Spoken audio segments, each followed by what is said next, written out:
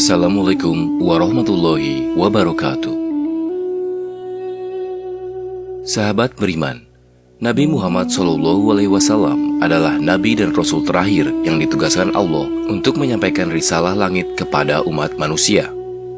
Agama Islam yang dibawa Nabi Muhammad adalah penyempurna dari agama yang dibawa para Nabi dan Rasul sebelumnya. Beliau menyebarkan agama Islam kepada umatnya dengan penuh perjuangan. Nabi Muhammad SAW mengalami hidup yang berliku meski menjadi manusia istimewa dan pilihan Allah. Terlebih ketika menyebarkan ajaran Islam, beliau menghadapi berbagai macam rintangan, tentangan, penolakan, halangan, dan bahkan upaya pembunuhan. Meski demikian, beliau menghadapi itu semua dengan penuh kasih sayang. Karena Nabi Muhammad SAW diutus Allah ke dunia itu tidak lain dan tidak bukan adalah sebagai rahmat bagi semesta Allah, tanpa terkecuali satu makhluk pun. Dalam salah satu ayat Al-Quran, Allah juga menegaskan bahwa dalam diri Nabi Muhammad SAW terdapat suri teladan yang baik atau uswah hasanah. Karena itu, setiap muslim harus mengetahui kisah hidup Nabi Muhammad SAW agar bisa meneladaninya dengan baik dan benar. Yang pertama, kita akan mengisahkan kelahiran Nabi Muhammad SAW. Ada banyak pendapat dan riwayat terkait dengan hari kelahiran Nabi Muhammad SAW. Namun menurut riwayat yang paling masyhur, Nabi Muhammad lahir pada tahun gajah, yaitu tahun di mana Raja Abraha dari Yaman dan pasukan bergajahnya menyerang Ka'bah. Persisnya pada tanggal 12 Rabiul Awal atau bertepatan dengan 20 atau 22 April 571 Masehi di Mekah. Pendapat ini didasarkan pada sebuah riwayat Imam Ibnu Ishaq dari Sayyidina Ibnu Abbas. Rasulullah dilahirkan di hari Senin, tanggal 12 di malam yang tenang pada bulan Rabiul Awal di tahun gajah. Diriwayatkan bahwa banyak kejadian ajaib dan luar biasa terjadi, baik pada saat-saat sebelum dan sesaat setelah Nabi Muhammad SAW lahir.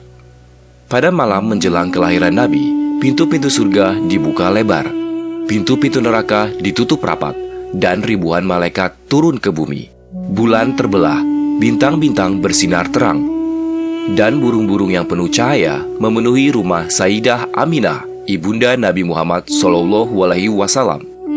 Sementara sesaat setelah Nabi Muhammad lahir, jin tidak bisa lagi mengintip berita langit. Arsy bergetar hebat, seluruh langit dipenuhi cahaya sehingga menjadi terang benderang. Istana Kisra berguncang begitu dahsyat sehingga menyebabkan 14 balkonnya roboh. Api abadi yang disembah umat Majusi padam. Gereja di sekitar Buhaira roboh. Dan bahkan Ka'bah juga ikut bergetar selama 3 hari karena bahagia menyambut kehadiran Nabi Muhammad SAW. Nabi Muhammad bukanlah pemberian manusia. Beliau adalah nama yang disampaikan Allah kepada ibundanya Sayyidah Aminah dan kakeknya Abdul Muthalib melalui malaikat dan isyarat mimpi. Dalam satu riwayat, seperti tercantum dalam Al-Sirah Al-Nabiwah karya Ibnu Hisham, Sayyidah Aminah didatangi malaikat ketika sedang mengandung. Kepada Sayyidah Aminah, malaikat tersebut menginformasikan bahwa anaknya yang berada dalam kandungan itu adalah pemimpin umat dan meminta agar menamainya Muhammad. Begitu juga dengan sang kakek Abdul Muthalib. Beliau mendapatkan inspirasi nama Muhammad dari mimpinya.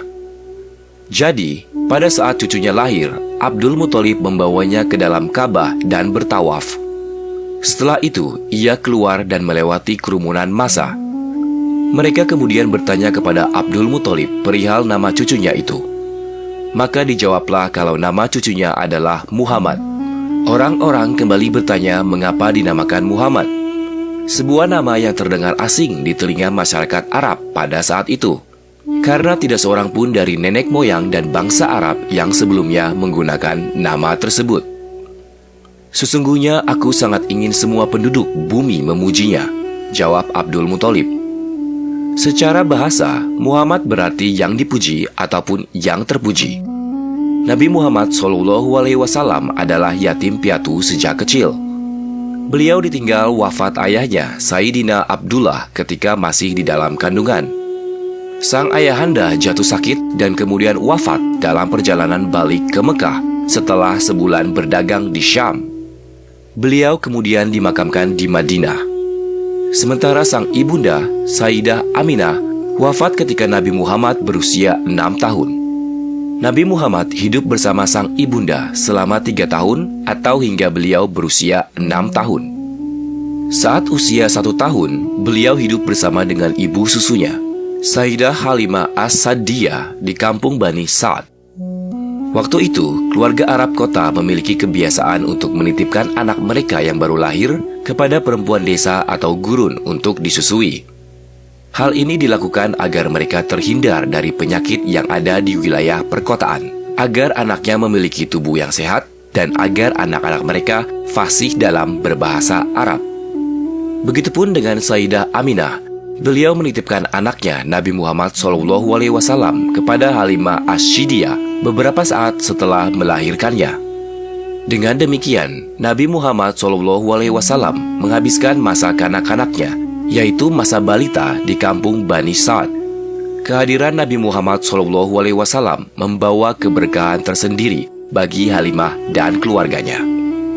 Setelah ada Nabi Muhammad SAW, kehidupan Halimah dan keluarganya menjadi lebih sejahtera karena hewan ternaknya menjadi gemuk-gemuk dan beranak banyak.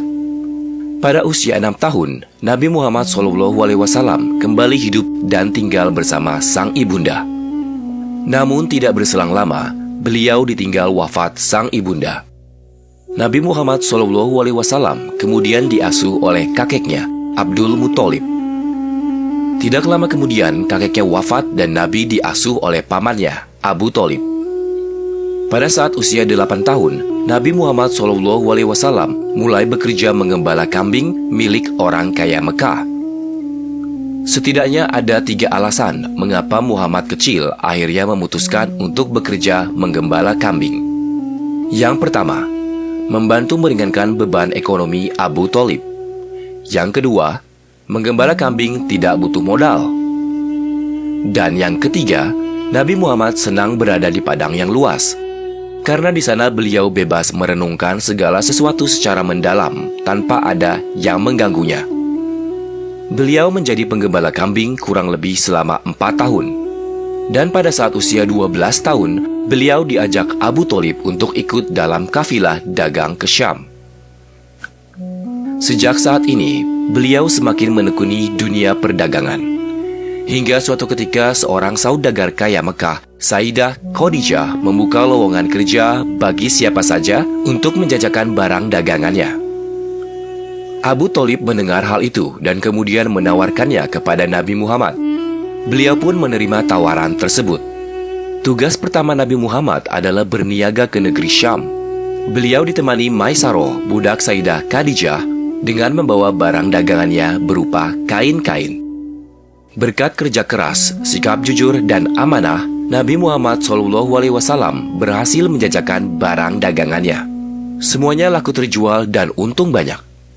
Setelah mendengarkan cerita dari Maisaroh, Sayyidah Khadijah terkesima dengan sikap dan perangai Nabi Muhammad SAW dalam mendagangkan barang dagangannya.